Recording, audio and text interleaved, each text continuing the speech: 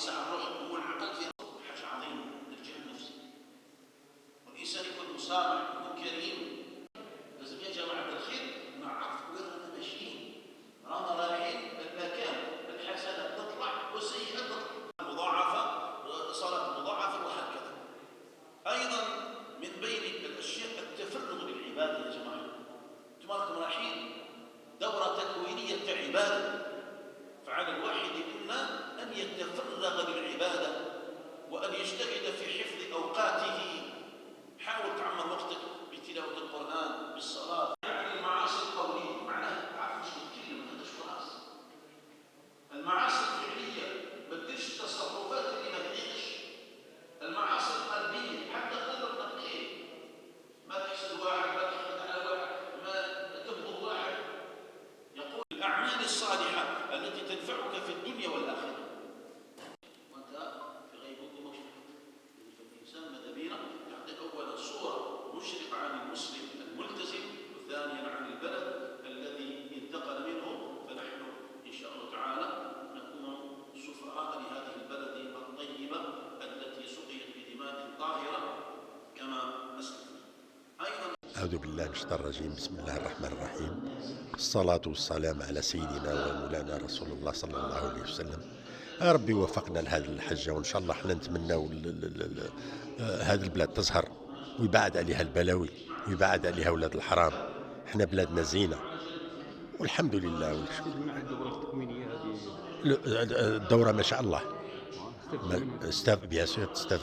استفدنا الحمد لله، وراه إنسان شيخ لا بأس به، ونتمنوا إن شاء الله المواصلة. دورة كيما تكوينية باش نعرفوا معلومة على إن شاء الله. وعلاه رانا جينا على خاطر باش الإنسان هو يدي معلومات كي يروح لبلادات الناس ما ينغبنش. هذه هي ولدي.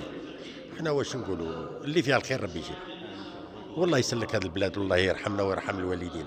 حاجة شتوان صالحة.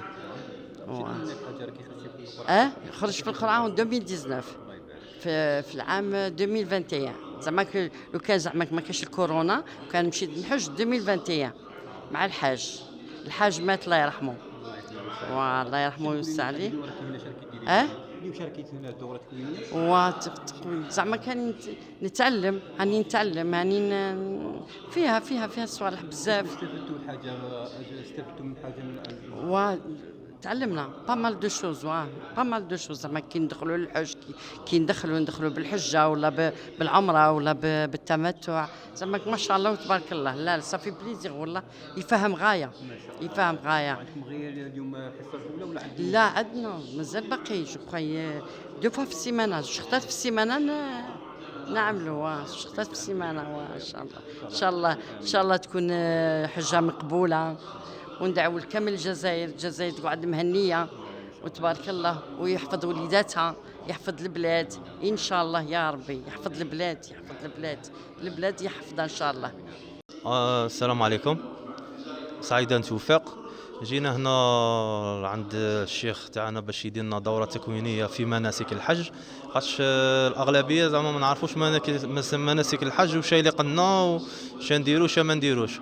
رانا هنا يومين في السيمانه، رانا نجيو نتعلموا ونقروا، وما نعرفوش حاجه نسقسوا الشيخ، وراهم قايمين بينا يعيطونا من في التليفون ما نبانوش، يقولوا لنا ارواحوا. زعما ما شاء الله جميع الحجاج هنا فرحانين وراهم يتعلموا، والحمد لله. الدورة ما شاء الله زعما الانسان ما يبانش ولا يتصلوا فيه يقولوا له ارواح. زعما قايمين بالحجاج ملي فزنا في القرعة لحد الان قايمين بينا، يتصلوا يسقسوك يعاونوك يوروا لك زعما ارشادات. زعما ما شاء الله يبارك للدولة الجزائرية والله يبارك لنا في البلاد. زعما الحمد لله كل واحد زعما دا حقه، كاش هذيك تاع يربح قلعوه وهذه الامورات ما كانش. كل واحد كل مسكين كل اللي عنده كل اللي زعما ما شاء الله كاع. وعقوبه ان شاء الله حجه اللي مازال اللي ما تمنيها ربي يعطيها له ان شاء الله. والصلاة والسلام على أشرف المرسلين. اليوم نحن في مسجد الرحمة في الدورة التكوينية التي أطرت من طرف مديرية الشؤون الدينية والأوقاف لفائدة حجاج دائرة بئر الجيل. بإشراف من السيد رئيس المجلس الشعبي البلدي لبلدية بيرجيل السيد رزقي شهر الدين، تجرى اليوم هذه الدورة التكوينية بمعدل حصتين في الأسبوع. الحصة الأولى تكون اليوم يوم الخميس بداية من الساعة 5 حتى الساعة 7، والحصة الثانية إن شاء الله ستكون يوم السبت بداية من الساعة 11 حتى الساعة 12:30. أعلمكم أيها الكرام أن الحصة الممنوحة لبلدية بيرجيل من دفاتر الحج هي 140 دفتر حج، أجريت عليها القرعة قبل وباء كورونا، وتمثلت في قوائم حج لسنوات 2020 و2021. أخذت هذه السنة مناصفة بين السنتين. قرعة حج 2020 تمثل في 75 حاج وحاجة، وقرعة حج 2021 تمثلت في 62 حاج وحاجة، بالإضافة إلى 3 جوازات سفر للحجاج من سنة 2019 الذين لم يسعفهم الحظ السنة الماضية بسبب التدابير التي استحدثت بسبب الوباء كورونا.